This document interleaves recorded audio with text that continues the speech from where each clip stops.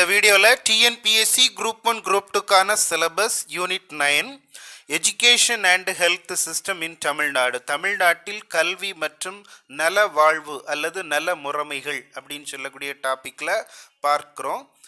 Pre matric scholarship is given to அப்படின்னு சொல்லி ஒரு கொஸ்டின் கேட்டிருக்காங்க. இந்த டாப்பிக்கில் நம்ம ஒரு பாடம் பார்க்குறதுக்கு முன்னாடி அதுக்கு முன்னாடி இதுபோல் கொஸ்டின் ஏதாவது கேட்டிருக்காங்களா, இந்த பாடத்திலிருந்து வேறு கொஸ்டின்ஸ் வந்து இதுக்கு முன்னாடி நடந்த எக்ஸாம்ஸில் கேட்டிருக்கிறாங்களா அப்படின்னு சொல்லி ஒரு தடவை நம்ம பார்த்தா எப்படி கொஸ்டின் கேட்பாங்க அப்படின்னு சொல்லக்கூடிய ஒரு சின்ன ஐடியா கிடைக்கும். அப்போது pre matric scholarship is given to அப்படின்னு சொல்லி ஒரு கொஸ்டின் கேட்குறாங்க. அப்போ அதுக்கு ஆன்சர் வந்து students from 6th standard to 10th standard அப்படின்னு சொல்லி ஆன்சர் கொடுக்குறாங்க.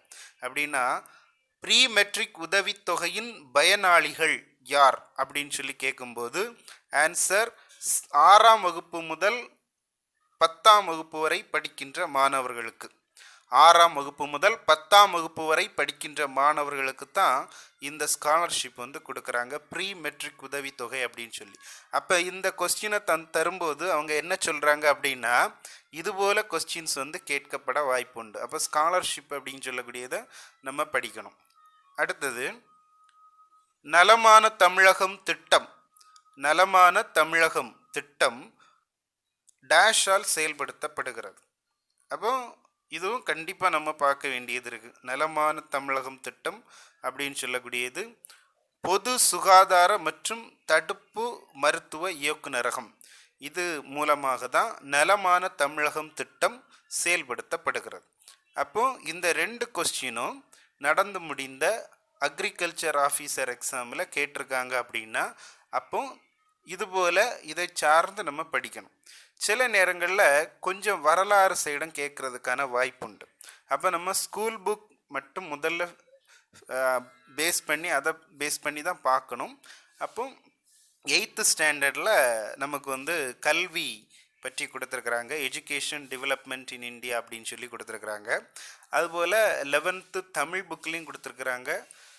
வேறு புத்தகங்கள் அப்படின்னு பார்க்கணும்னா நம்ம வெப்சைட்டு, தமிழ்நாடு கவர்மெண்ட் வழங்கக்கூடிய அந்த வெப்சைட்டுகளில் போய் அந்த திட்டங்கள், பாலிசிஸ் இதெல்லாம் வந்து நம்ம பார்த்து தெரிஞ்சிக்க வேண்டியது தான். அப்போது ஃபஸ்ட்டில் 8th ஸ்டாண்டர்டில் இருந்து ஒரு சில முக்கியமான குறிப்புகள் நம்ம பார்க்கலாம். Education and health system in Tamil Nadu, 8th educational development in India அப்படின்னு சொல்லிட்டு ஒரு பாடம் கொடுத்துருக்குறாங்க. அதுபோல் 11th தமிழக கல்வி வரலாறு, இதை பார்த்ததுக்கு அப்புறமா நம்ம வந்து எஜுகேஷ்னல் பாலிசி, அந்த ஸ்காலர்ஷிப் எவ்வளோ கொடுக்குறாங்க, இந்த மாதிரிப்பட்ட விஷயங்களெல்லாம் அதுக்கு அடுத்தது பார்க்கலாம். இப்போ ஃபர்ஸ்ட் பார்ட்டில் எஜுகேஷ்னல் டெவலப்மெண்ட் இன் இந்தியா, இந்தியாவில் பொதுவாக எஜுகேஷன் அப்படின்னு சொல்லக்கூடியது எவ்வாறு வளர்ச்சி அடைந்து, எஜுகேஷன் இன் ஏன்சியன்ட் இந்தியா, பண்டைய காலத்தில் கல்வி எவ்வாறு இருந்தது அப்படின்னு சொல்லி ஃபர்ஸ்டில் பார்க்குறோம். வேதா அப்படின்னா வேதம், வேதா அப்படின்னு சொல்லும்போது வேதம் இது வந்து ஒரு சான்ஸ்கிரிட் வேர்டு, சமஸ்கிருத சொல். அதுக்கு என்ன அர்த்தம் அப்படின்னா நாலேஜ் அப்படின்னு சொல்லக்கூடிய பொருள். இது வித் அப்படின்னு சொல்லக்கூடிய அந்த சொல்லிலிருந்து பெறப்படுகிறது. வித் அப்படின்னு சொல்லக்கூடிய சொல்லிலிருந்து தான் வேதா அப்படின்னு சொல்லக்கூடிய சொல் வருது. வித் அப்படின்னு சொல்லக்கூடிய சொல்லுக்கு என்ன அர்த்தம் அப்படின்னு பார்த்தீங்கன்னா டு நோ, அறிதல், அறிந்து கொள்ளுதல் அப்படின்னு சொல்லக்கூடிய அர்த்தம். அப்புறம் வேற என்ன பார்க்கலாம் அப்படின்னு சொன்னால் பண்டைய காலத்தில் கல்வி முறைகள் பழைய ரைட்டிங்ஸை வந்து சார்ந்திருந்தது. அப்படின்னு சொன்னால் பழைய காலத்தில் எழுதப்பட்ட முக்கியமான வரலாற்று குறிப்புகள், அறிஞர்களுடைய நூல்கள், இதை சார்ந்து கல்வி அமைந்தது. குறிப்பாக பாணினி, ஆரியப்பட்டா, காத்தியாயனா, பதாஞ்சலி போன்றோர் எழுதிய வரலாற்று குறிப்புகள், செய்திகள், இதில் இருந்து கல்வி கற்றுக் கொடுத்தாங்க. அடுத்தது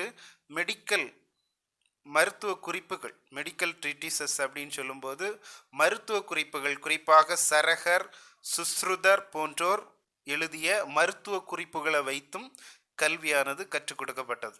அடுத்தது பண்டைய காலத்தில் கல்வி முறையை பார்த்தீங்கன்னா எ வே ஆஃப் லைஃப், வாழ்க்கையின் ஒரு அங்கமாகவே இருந்தது கல்வி. குருகுலா சிஸ்டம் அதான் வச்சுருந்தாங்க. மாணவர்கள் குருவினுடைய வீட்டிற்கு சென்று அவருக்கு பணிவிடைகள் செய்து கல்வி கற்று வருவது வழக்கமாக இருந்தது. இதுதான் குருகுலா சிஸ்டம் அப்படின்னு சொல்கிறாங்க. அடுத்தது பார்த்தீங்கன்னா அந்த காலத்தில் விஹாராஸ் அண்டு யூனிவர்சிட்டிஸ், மடாலயங்கள், பல்கலைக்கழகங்கள் எல்லாம் அந்த காலத்தில் இருந்துச்சு. தக்ஷசீலா, டாக்ஸிலா அப்படின்னு சொல்கிறாங்க, தமிழில் தக்ஷசீலா. தக்ஷசீலா அப்படின்னு சொல்லக்கூடிய பல்கலைக்கழகம் 19ஆம் நூற்றாண்டு அந்த காலகட்டத்தில் அலெக்சாண்டர் கன்னிங்ஹாம், ஏற்கனவே இவரை பற்றி கேள்விப்பட்டிருப்பீங்க. இவரை பற்றி கேள்விப்பட்டிருந்தா அதை பற்றி கமெண்டில் கொடுங்க. அலெக்சாண்டர் கன்னிங்ஹாம் அப்படின்னு சொல்லக்கூடியவர் 19ஆம் நூற்றாண்டில் இந்த இடிபாடுகளை கண்டறிந்தார். எந்த இடிபாடுகளை கண்டறிந்தார்? தக்ஷசீலா பல்கலைக்கழகத்தின் இடிபாடுகளை கண்டறிந்தார். இவர் ஒரு ஆர்கியாலஜிஸ்ட், தொல்லியல் ஆய்வாளர். அப்போ இவரை பற்றி ஏதாவது தகவல் இருந்துச்சுன்னா நீங்கள் வந்து கமெண்டில் கொடுங்க. அதுக்கப்புறம் இந்த தக்ஷசீலா பல்கலைக்கழகத்தில் சாணக்கியர் தங்கி அர்த்த சாஸ்திரத்தை எழுதினார் அப்படின்னு சொல்லிட்டு, தொகுத்தார் அப்படின்னு சொல்லிட்டு கொடுக்கப்படுகிறது. அடுத்தது பார்த்தீங்கன்னா 1980 தட்சசீலம் யுனெஸ்கோ வந்து இதை ஒரு என்ன சொல்லலாம், பாரம்பரிய அல்லது பண்பாட்டு தளம், கலாச்சார தளமாக, வேர்ல்டு ஹெரிட்டேஜ் சைட், பாரம்பரிய கலாச்சார ஒரு தளமாக இதை அங்கீகரித்தது ஆண்டு 1980 யுனெஸ்கோ. அடுத்தது இப்போ இது வந்து தட்சசீலம் எங்கே இருக்குது அப்படின்னு பார்த்தீங்கன்னா நார்த் வெஸ்டர்ன் பாகிஸ்தானில் இருக்குது. இந்தியாவில் இல்லை, நார்த் வெஸ்டர்ன் பாகிஸ்தானில் தான் இப்போ தட்சசீலம் வந்து இருக்குது. அடுத்தது பார்த்தீங்கன்னா யூனிவர்சிட்டிஸ், இதுபோல் பல்கலைக்கழகங்கள் வேறு என்னெல்லாம் இருந்துச்சு அப்படின்னு பார்த்தா நாலந்தா பல்கலைக்கழகம், வல்லபி, விக்ரமசீலா, ஒடண்டாபுரி அப்படின்னு சொல்லக்கூடிய பல்கலைக்கழகங்கள் எல்லாம் இருந்துச்சு. அதுக்கப்புறம் நாலந்தா பல்கலைக்கழகத்தை பார்க்கும்போது 5 முதல் 12ஆம் நூற்றாண்டு, 5 முதல் 12ஆம் நூற்றாண்டு ஏடின்னு கொடுத்துருக்கு அப்படின்னு சொன்னால் கிபி, சரியா? கிபி 5 முதல் 12ஆம் நூற்றாண்டு வரை சென்டர் ஆஃப் லேர்னிங், கற்றல் மையமாக இருந்தது. குறிப்பாக நிறைய பேர் இங்கே வந்து கற்றிருக்கிறதாட்டு குறிப்புகள் சொல்கிறாங்க. நாலந்தா பல்கலைக்கழகத்தை பார்க்கும்போது இதை தோற்றுவித்தவர் முதலாம் குமாரகுப்தர். இந்த கொஸ்டின் வந்து அடிக்கடி கேட்குறாங்க. நாலந்தா பல்கலைக்கழகத்தை தோற்றுவித்தவர் முதலாம் குமாரகுப்தர். இதனை அளித்தவர் பக்தியார் கில்ஜி, மாம்லூக் வம்சத்தை சார்ந்த பக்தியார் கில்ஜி என்பவர் நாலந்தா பல்கலைக்கழகத்தை அளித்தவர். பீகார் மாநிலம் ராஜகிருகம் அப்படின்னு சொல்லக்கூடிய இடத்துல நாலந்தா பல்கலைக்கழகம் அமைந்திருக்கிறது. யுனெஸ்கோவின் அந்த பண்பாட்டு தளமாக இது வந்து அங்கீகரிக்கப்பட்டிருக்கிறது. அப்புறம் அடுத்தது எஜுகேஷன் இன் மிடிவல் இந்தியா அப்படின்னு பார்க்கும்போது இடைக்காலத்தில் கல்வி எப்படி இருந்தது அப்படின்னு பார்த்தா, இடைக்காலத்தில் இதை வந்து இஸ்லாமிய கல்வி முறை அப்படின்னு சொல்லலாம். ஏன்னா அந்த காலகட்டத்தில் முஸ்லீம் ஆட்சியாளர்கள் இந்த கல்விக்காக நிறைய வந்து முயற்சிகள் எடுத்திருக்கிறாங்க. முஸ்லீம் ஆட்சியாளர்கள் தொடக்க மற்றும் இடைநிலை பள்ளிகளை தோற்றுவிக்கிறாங்க. ஆனாலும் கூட முன்னரே மேம்பட்ட கல்வி முறை நடைமுறையில் இருந்ததாக தான் நம்ம ஸ்கூல் புக்கில் கொடுத்துருக்குறாங்க. அடுத்தது பார்த்தோம்னா தொடக்கப்பள்ளிகள் மக்தப் அப்படின்னு சொல்லி அழைக்கப்பட்டது. தொடக்கப்பள்ளிகள் மக்தப் என்று அழைக்கப்பட்டது. இங்கே என்ன கொடுப்பாங்க அப்படின்னு சொன்னால் ரீடிங் ப்ராக்டிஸ், ரைட்டிங், அப்புறம் ப்ரேயர்ஸ், ஜெபம், தொழுகை ஜெபங்களை சொல்கிறது, இப்படிப்பட்ட விஷயங்களை தொடக்க பள்ளிகளில் கொடுக்குறாங்க. அடுத்தது இடைநிலை பள்ளிகள் அப்படின்னு சொல்லும்போது மதரசா அப்படின்னு சொல்கிறாங்க. மதரசா அப்படின்னு சொல்லக்கூடியது இடைநிலை பள்ளிகள். இங்கே வந்து லாங்குவேஜ் ஸ்கில்ஸ், மொழித்திறன் வந்து கொடுக்கப்படுகிறது. அடுத்தது பார்த்தீங்கன்னா first ruler to establish a madrasa at Delhi. டெல்லியில் முதலாக மதராசாவை நிறுவியவர் இல்துமிஷ் என்று அறியப்படுகின்றவர். இல்துமிஷ் அப்படின்னு சொல்லக்கூடிய அரசர் தான் முதலாக டெல்லியில் மதரசா அப்படின்னு சொல்லக்கூடியதை எஸ்டாப்ளிஷ் பண்ணுறாரு. இந்த கொஸ்டின் கேட்கறதுக்கு வாய்ப்புண்டு. அடுத்தது இடைக்கால மிடிவல் இந்தியாவில் கண்ட்ரோல் வந்து யாருக்கிட்ட இருந்துச்சு, அதாவது இந்த பள்ளிகள் கண்ட்ரோல் யார்கிட்ட இருந்துச்சு அப்படின்னா உலேமா அப்படின்னு சொல்லக்கூடியவர்கிட்ட இருந்துச்சு. பெண் கல்வியும் பரவலாக காணப்பட்டதாக தான் சொல்கிறாங்க. அப்புறம் ராஜா ஜெய்சிங் ஆஃப் ஜெய்ப்பூர், ஜெய்ப்பூரை சார்ந்த ராஜா ஜெய்சிங் வந்து அறிவியல் பாடங்களின் கற்றலை ஊக்குவித்ததாக சொல்லப்படுகிறது. இடைக்காலத்தில் சமய மடங்கள், மடாலயங்கள் ஆகியவை தோற்றுவிக்கப்படுகின்றன. பொதுவாக அகோபிலா அப்படின்னு சொல்லக்கூடியது ஸ்ரீரங்கம் என்ற இடத்துல இருக்குது. ஸ்ரீ ராமானுஜா அப்படின்னு சொல்லக்கூடியவர் இதற்கு முக்கிய பங்களிப்பை கொடுத்தார், வழங்கினார் அப்படின்னு சொல்லி சொல்றாங்க. அப்போ மடாலயங்கள், சமய மடாலயங்கள் போன்றவையும் இடைக்காலத்தில் இருந்திருக்கிற தகவலை கொடுத்துருக்குறாங்க. அகோபிலா அப்படின்னு சொல்லக்கூடியது ஸ்ரீ ராமானுஜா அப்படின்னு சொல்லக்கூடியவர் தன்னுடைய பங்களிப்பை அந்த அகோபிலா அப்படின்னு சொல்லக்கூடிய அந்த மடாலயத்திற்கு கொடுத்திருக்கிறார். ஸ்ரீரங்கத்தில் இருக்குது. அடுத்தது இது தவிர பிசைட்ஸ் ஜெயின் பள்ளிஸ், சமண பள்ளிகள் வந்து இருந்துச்சு. புத்திஸ்ட் விகார்ஸ், புத்த விகாரங்கள் இருந்துச்சு. லார்ஜ் லைப்ரரிஸ் ஆஃப் புக்ஸ், அதாவது இந்த பகுதிகள், இந்த இடங்கள் எல்லாம் பார்த்தீங்கன்னா சமண பள்ளிகள், புத்த விகாரங்கள் போன்ற இடங்களில் நிறைய நூலகங்கள், புத்தகங்களுடன் காணப்பட்ட நூலகங்கள் வந்து நிறைய இருந்ததா சொல்கிறாங்க. அடுத்தது மாடர்ன் சிஸ்டம் ஆஃப் எஜுகேஷன். இப்போ வந்து மிடிவல்ல இருந்து அப்புறம் மாடர்ன், நவீன காலத்துக்கு வரோம். நவீன காலத்தில் பார்த்தீங்கன்னா கிறிஸ்டியன் மிஷனரிஸ், கிறிஸ்தவ சமய பரப்புரையாளர்கள் நவீன காலத்தில் கல்விக்கு முக்கிய பங்களிப்பை கொடுக்குறாங்க. மேற்கத்திய கல்வி குட்டல் இந்திய கல்வி அப்படின்னா மேற்கத்திய கல்வியும் கொடுக்குறாங்க, அதே நேரத்தில் இந்திய கல்வியும் வளர்த்தெடுக்கிறாங்க. இப்போ ரோல் ஆஃப் கிறிஸ்டியன் மிஷனரிஸை பார்ப்போம். அதாவது கிறிஸ்தவ பரப்புரையாளர்களுடைய பங்கு என்ன அப்படின்னு பார்க்கும்போது, முதலாக நவீன கல்வி முறையை தொடங்கியவர்கள், இந்தியாவில் தொடங்கியவர்கள் அப்படின்னு சொல்லி பார்த்தோம்னா போர்ச்சுகீசியர்களை தான் சொல்லணும். போர்ச்சுகீசியர்கள் தான் முதலாக இந்தியாவில் மாடர்ன் எஜுகேஷன், நவீன கல்வி முறையை தொடங்கிய ஐரோப்பியர் அப்படின்னா அவங்க போர்ச்சுகீசியர் தான். அடுத்தது சொல்ல போனால் நம்ம பிரான்சிஸ் சவேரியார், அவர் வந்து இயேசு சங்க உறுப்பினராக இருந்தவர், ஜெஸ்யூட். அப்போ அவர் வந்து கொச்சின்ல ஒரு பல்கலைக்கழகத்தை உருவாக்குறார். சரியா, கொச்சியில் ஒரு பல்கலைக்கழகத்தை உருவாக்குறார். இது ரொம்ப முக்கியமானது, கேட்பாங்க. கொச்சியில் பல்கலைக்கழகத்தை முதலில் நிறுவிய போர்ச்சுகீசியர் யார் அப்படின்னு சொன்னால் பிரான்சிஸ் சவேரியார். முதலாக கல்லூரி நிறுவப்படுகிறது. எந்த இடத்துலனா கோவாவில் நிறுவப்படுகிறது. 1575 பாருங்க, 1575 கோவாவில் வந்து கல்லூரி நிறுவப்படுகிறது. இங்கே லாஜிக், கிராமர், மியூசிக் இதெல்லாம் வந்து சொல்லி கொடுக்குறாங்க. அடுத்தது ஜான் கிர்னாண்டர் அப்படின்னு சொல்லக்கூடியவர் இந்த போர்ச்சுகீசிய அந்த காலகட்டத்தில் ஒரு முன்னோடி, கல்விக்கு ஒரு முன்னோடியாக திகழ்ந்தவர் ஜான் கிர்னாண்டர் அப்படின்னு சொல்லக்கூடியது. ஏன்னா அவர் வந்து இவாஞ்சலிஸ்ட் ஏஜென்சி, இவாஞ்சலிஸ்ட் அப்படின்னு சொல்லக்கூடிய அமைப்பை சார்ந்தவர். இந்த அமைப்பு தான் முதலாக கிறிஸ்தவர் அல்லாத குழந்தைகளுக்கு கல்வியை கற்றுக் கொடுத்தது. அதுக்கு முன்னாடி வந்து கிறிஸ்டியன்ஸ் மட்டும்தான் கல்வி அப்படின்னு சொல்லக்கூடிய மாதிரி இருக்குது. அதுக்கப்புறம் இவாஞ்சலிஸ்ட் அமைப்பு காரங்க என்ன பண்ணுறாங்க அப்படின்னா குழந்தைகளுக்கு, அதாவது கிறிஸ்தவர் அல்லாத குழந்தைகளுக்கும் கல்வியை கற்றுக் கொடுக்குறாங்க. போர்ச்சுகீசியர்களை தொடர்ந்து பிரெஞ்சுக்காரர்கள் பற்றி பார்க்குறோம். அவங்க கல்வி நிறுவனங்களை நிறுவுறாங்க. குறிப்பாக Indian teachers by local language, அதாவது லோக்கல் லாங்குவேஜ் பேசக்கூடிய இந்திய ஆசிரியர்களையே கல்வி நிறுவனங்களில் ஆசிரியர்களாக வைக்கிறாங்க. அடுத்தது மேல்நிலை பள்ளிகளும் நிறுவப்படுகிறது. ஃப்ரெஞ்சு வந்து நிறுவுறாங்க. அதுக்கப்புறம் 2 ஜெர்மன் பிஷப்ஸ் பற்றி கொடுக்குறாங்க. ஒருத்தர் வந்து நமக்கு ரொம்பவே தெரிந்தவர் சீகன் பால்கு தெரியும் நமக்கு. தரங்கம்பாடியில் அச்சு நிறுவனத்தை நிறுவியவர் சீகன் பால்கு அப்படின்னு தெரியும் நமக்கு. அப்போ அவரும் ப்ளூட்ஷோ அப்படின்னு சொல்லக்கூடிய 2 பேருமே சேர்ந்து training college for teachers in திருவாங்கூரில் டீச்சர்ஸுக்கு ஒரு ட்ரைனிங் காலேஜை வந்து தொடங்குறாங்க. பார்த்தீங்களா?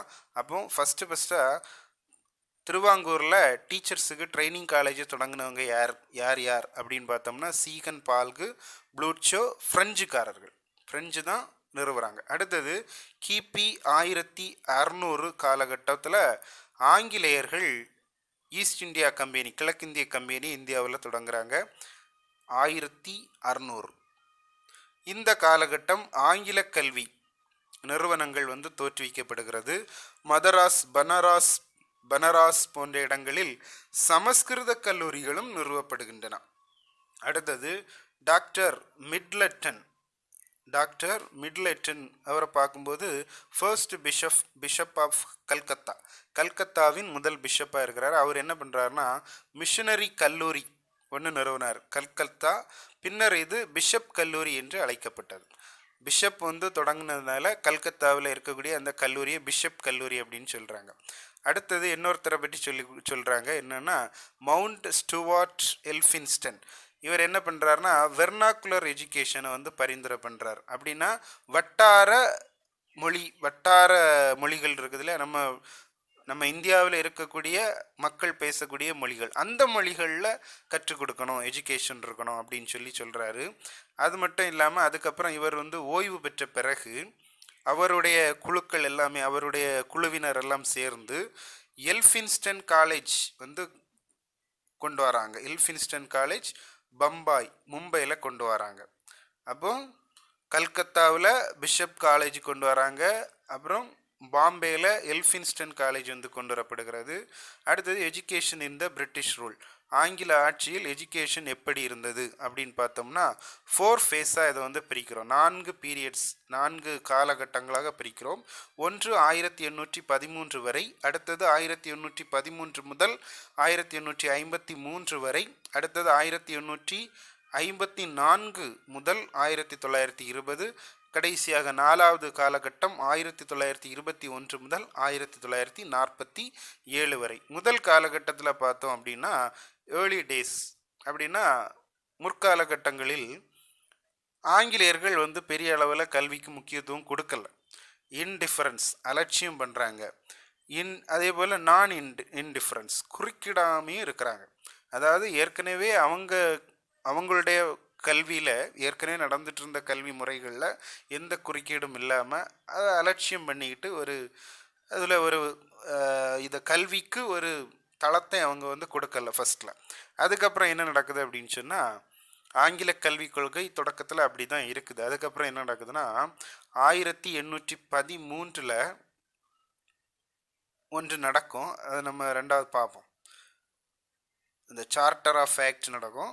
அதுக்கு முன்னாடி சமய பரப்பு குழு அல்லாதவர்கள், இப்போ ஆங்கிலேயர்களை பொறுத்தளவில் அவங்க கல்விக்கு முக்கியத்துவம் கொடுக்கல. சமய பரப்புரை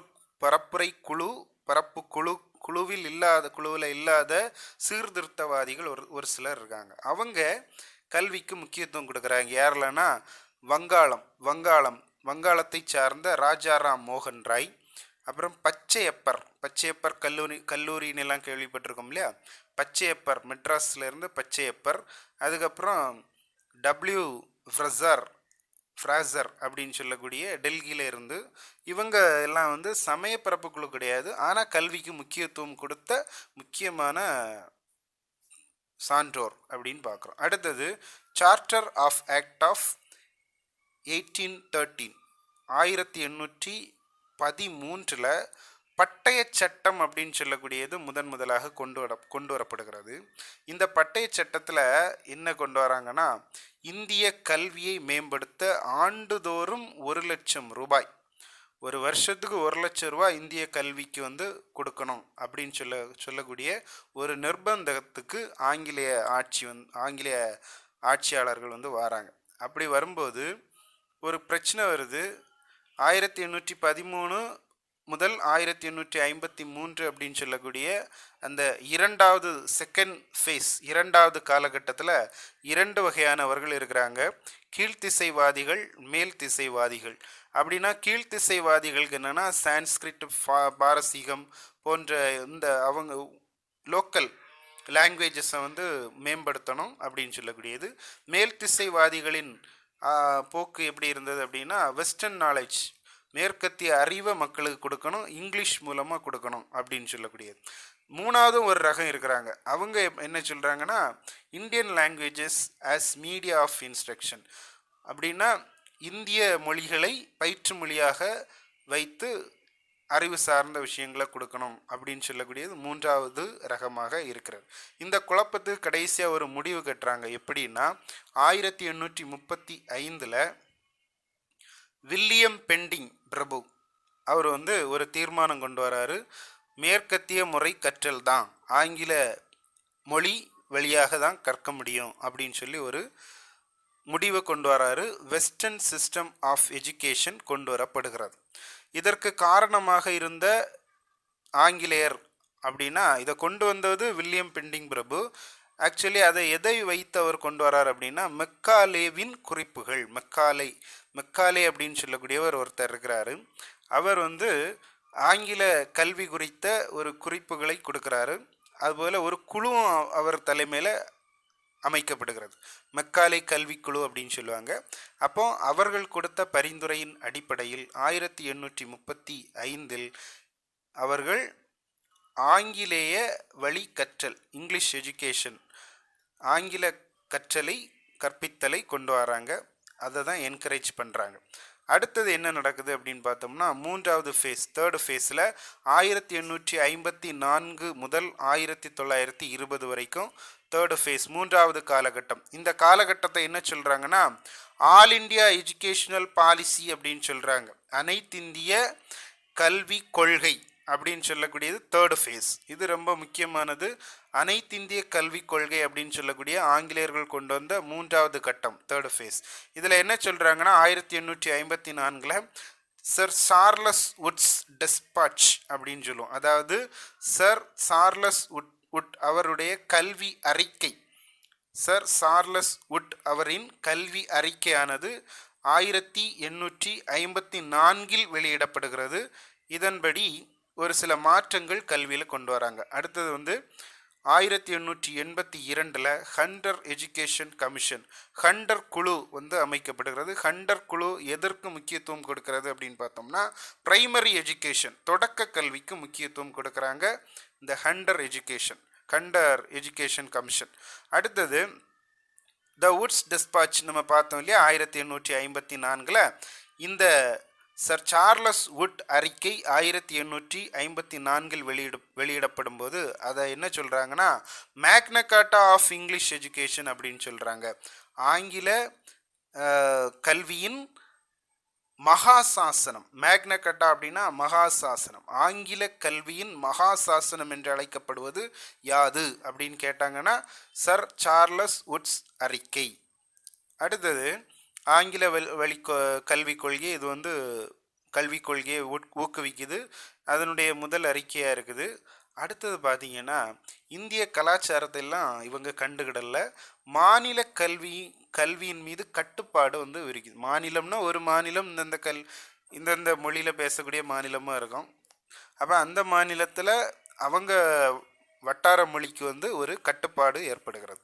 அடுத்தது ஃபோர்த்து ஃபேஸ், நான்காவது ஃபேஸ், இறுதி கட்டம் 1921 முதல் 1947 வரை பீரியட் ஆஃப் ப்ரொவிஷனல் அட்டானமி அப்படின்னு சொல்கிறாங்க. ஏன் அப்படின்னு கேட்டிங்கன்னா 1935 கவர்மெண்ட் ஆஃப் இந்தியா ஆக்ட் கொண்டு வரப்பட்டது.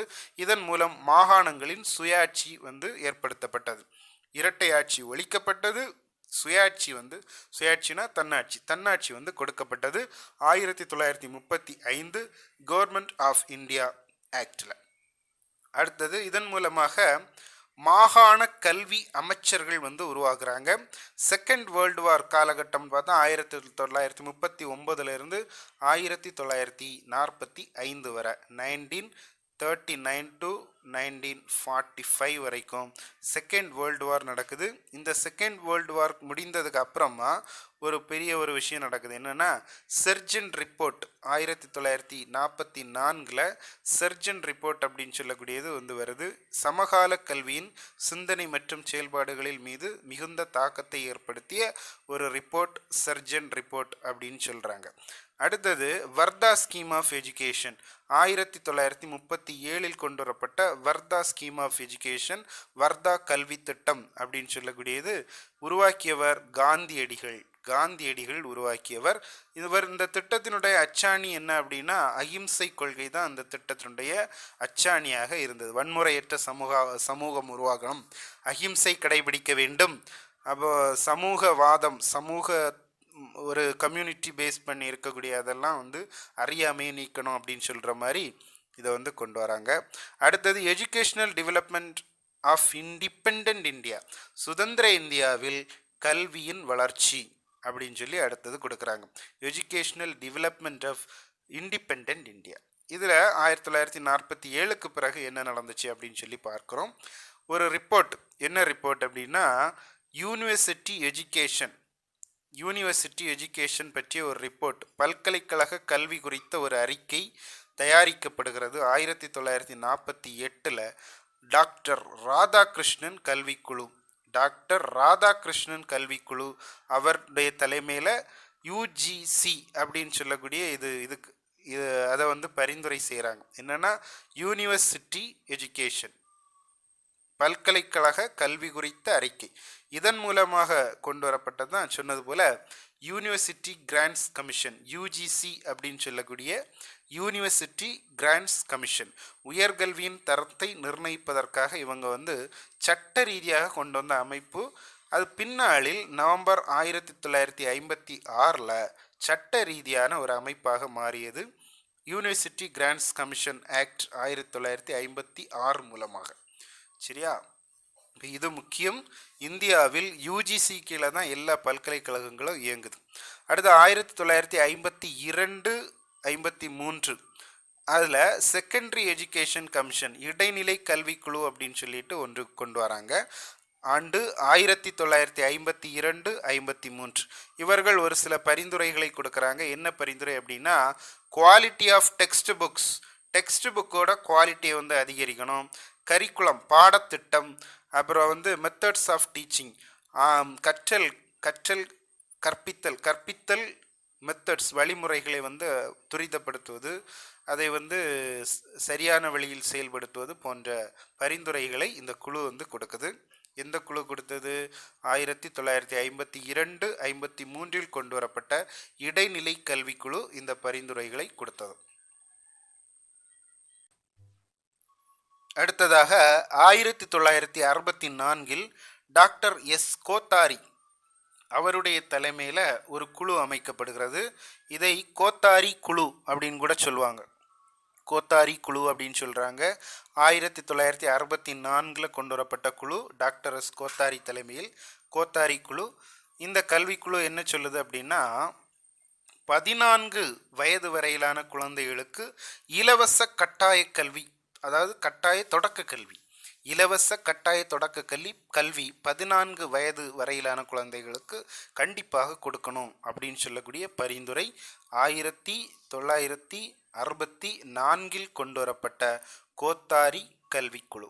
வேற என்ன சொல்றாங்கன்னா uniform educational structure of 10th +2 +3 அப்படின்னு சொல்லக்கூடிய ஒரு பேட்டர்ன் கொண்டு வரணும் அப்படின்னு சொல்றாங்க. ஒரே மாதிரியான கல்வி வடிவம், யூனிஃபார்ம் எஜுகேஷனல் ஸ்ட்ரக்சர் அப்படின்னு சொல்லி கொண்டு வராங்க. நேஷ்னல் பாலிசி ஆன் எஜுகேஷன் அதுக்கு அப்புறமா கொண்டு வரப்படுகிறது. NEP அப்படின்னு சொல்லுவாங்க, நேஷ்னல் எஜுகேஷனல் பாலிசி. இது என்னன்னா 1968 முதலாக கொண்டு வரப்படுகிறது. தேசிய கல்விக் கொள்கை தான் நேஷனல் பாலிசி ஆன் எஜுகேஷன். 1968 கொண்டு வரப்படுகிறது. இதனுடைய எய்ம் என்ன அப்படின்னா காமன் சிட்டிசன்ஷிப், அனைவருக்கும் பொதுவான குடியுரிமை மற்றும் கலாச்சாரம், நேஷ்னல் இன்டகிரேஷன், தேசிய ஒருமைப்பாடு, இதெல்லாம் குறிக்கோளாக வைத்து தான் 1968 இந்த நேஷ்னல் பாலிசி ஆன் எஜுகேஷன். திருப்பியும் 1986 ஒரு புதிய தேசிய கல்விக் கொள்கை உருவாகுது, நியூ எஜுகேஷனல் பாலிசி. இதில் என்ன சொல்கிறாங்கன்னா இதனுடைய எய்ம் என்ன அப்படின்னு பார்த்தீங்கன்னா equal opportunity for marginalised sections of the country, அதாவது விளிம்பு நிலையில் இருக்கக்கூடியவர்களுக்கு, நாட்டின் விளிம்பு நிலையில் இருக்கக்கூடியவர்களுக்கு கல்வி அப்படின்னு சொல்லக்கூடியது கொண்டு வரப்படுகிறது. அடுத்தது removal of disparity through scholarships, scholarship இங்கே தான் கொண்டு வராங்க பாருங்க. இரண்டாவது கல்விக்குழு 1986 ஸ்காலர்ஷிப் கொண்டு வராங்க. Removal of disparity through scholarship கொண்டு வரதன் மூலமாக வேற்றுமைகளை களைதல். அதுக்கு அடுத்தது adult education and open universities, பெரியோர்களுக்கான கல்வி, அப்புறம் வந்து திறந்த நிலை பல்கலைக்கழகங்கள், இதெல்லாம் கொண்டு வராங்க. வயதானோருக்கு கல்வி, அப்புறம் திறந்த நிலை பல்கலைக்கழகங்கள். Child centred approach in primary education, தொடக்க கல்வியில் குழந்தை மைய கற்றலை, மைய அணுகலை வந்து கொண்டு வராங்க. அடுத்தது ஆப்ரேஷன் பிளாக் போர்டு வந்து இதன் மூலமாக 1986 கொண்டு வராங்க. என்னென்னா கரும்பலகை திட்டம் தமிழில் கரும்பலகை திட்டம், தொடக்க பள்ளிகளை தேசிய அளவுக்கு மேம்படுத்துவது இதனுடைய திட்டமாக அமைந்தது, நோக்கமாக அமைந்தது. அடுத்தது பார்த்தீங்கன்னா 1992 திருப்பியும் நியூ எஜுகேஷன் பாலிசி கொண்டு வராங்க. இதில் என்ன சொல்கிறாங்கன்னா formulation of a national curriculum framework, அதாவது ஒரு தேசிய கலை திட்டத்தை கொண்டு வருதல், வடிவமைத்தல். அடுத்தது இன் சர்வீஸ் எஜுகேஷன், பணியிடை கல்வியை வலியுறுத்தல். அடுத்தது evaluation system at the secondary stage, இடைநிலை கல்வியில் மதிப்பீட்டு ஒழுங்குமுறை, எவாலுவேஷன் பண்ணுறது. அப்போது இதெல்லாம் கொண்டு வராங்க. ஃபஸ்ட்டு முன்னாடிலாம் பார்த்துட்டிங்கன்னா இவாலுவேஷன் ஒன்றும் பெருசாக இருக்காது, சும்மா ஒரு ஸ்டாண்டர்டில் இருந்து அடுத்த ஸ்டாண்டர்டுக்கு தள்ளி விட்டுருவாங்க இல்லையா. 7th-னா 8th, 9th இப்படி போயிட்டே இருக்கும். அப்போது ஒரு எவாலுவேஷன் அதை வந்து இந்த காலகட்டத்தில் கொண்டு வராங்க 1992. அடுத்தது பார்த்திங்கன்னா 1976 பார்த்திங்கன்னா டிசம்பர் வரைக்கும் கல்வித்துறை அப்படின்னு சொல்லக்கூடியது மாநில பட்டியலில் இருந்தது. சரியா, கல்வித்துறை அப்படின்னா மாநிலம் நினைத்தாச்சுன்னா எந்த ஒரு கொள்கையும் கொண்டு வர முடியும், மாநிலம்தான் கல்வித்துறைக்கு பொறுப்பு 1976 வரைக்கும். அதுக்கப்புறம் என்ன நடந்துச்சுன்னா தற்போது பொதுப்பட்டியலில் இடம்பெற்றுள்ளது, அதை வந்து பொதுப்பட்டியலில் கொண்டு வச்சுட்டாங்க. அப்போ இப்போ வந்து மத்திய அரசும் அதில் வந்து திட்டங்களை கொண்டு வரும் அப்படின்னு சொல்கிற மாதிரி கொண்டு வந்துட்டாங்க. அடுத்து சர்வ சிக்ஷா அபியான், இது ரொம்ப ரொம்ப முக்கியமான திட்டம்.